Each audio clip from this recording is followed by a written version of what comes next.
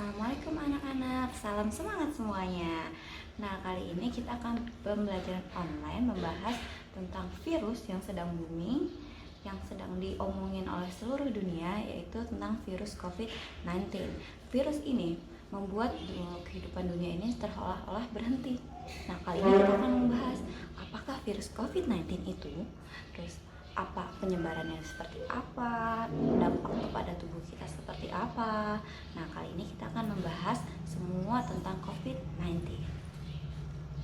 Ya, di penghujung tahun 2019, Cina, tepatnya daerah Wuhan, mengabarkan bahwa negaranya sedang terjangkit virus jenis baru. Virus yang menjangkit warga Wuhan ini dikenal dengan COVID-19. Virus yang menyebabkan penyakit ini yaitu SARS-CoV-2.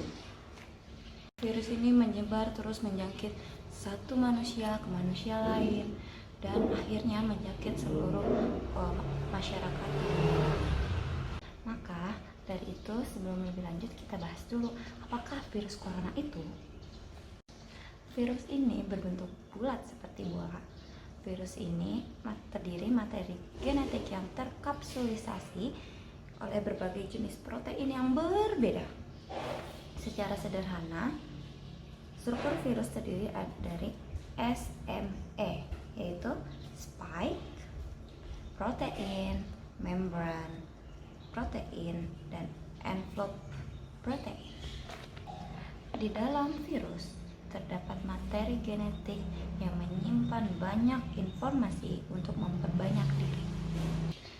Terdapat kulit protein sebagai pelindung materi genetik ketika berpindah dari manusia satu ke manusia lain.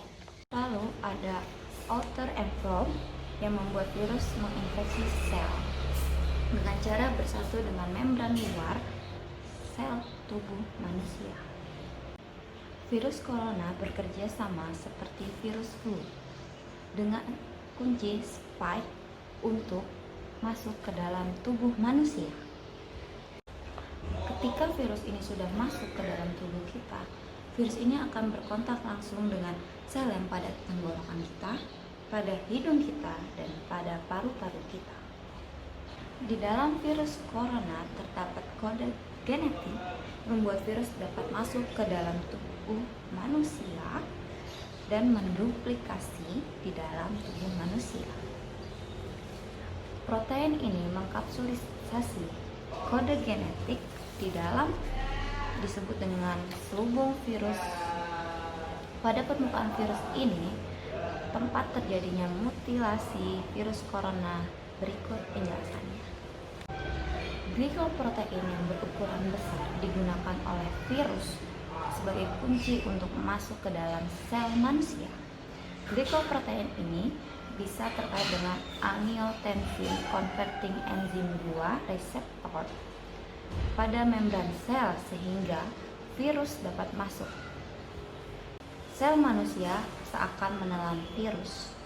Di dalam proses ini dikenal dengan nama endositosis. Ketika masuk ke dalam sitoplasma, endosom dalam sel manusia terbuka untuk materi genetik virus berupa sebuah single-stranded RNA. Virus kemudian membajak sel tubuh untuk mereplikasi RNA virus tersebut dan menggunakan retikulum endoplasma untuk membentuk protein. Setelah terjadi replikasi, virus dibawa oleh badan Golgi keluar sel dengan menggunakan proses exositosis sehingga virus ini dapat menyerang sel lain. Sementara itu proses produksi virus dan pada retikulum endoplasma dapat menyebar apoptosis atau kematian pada virus itu sendiri. Maka dari penjelasan sebelumnya, virus corona menjangkit tubuh manusia untuk mereproduksi sel mereka sendiri.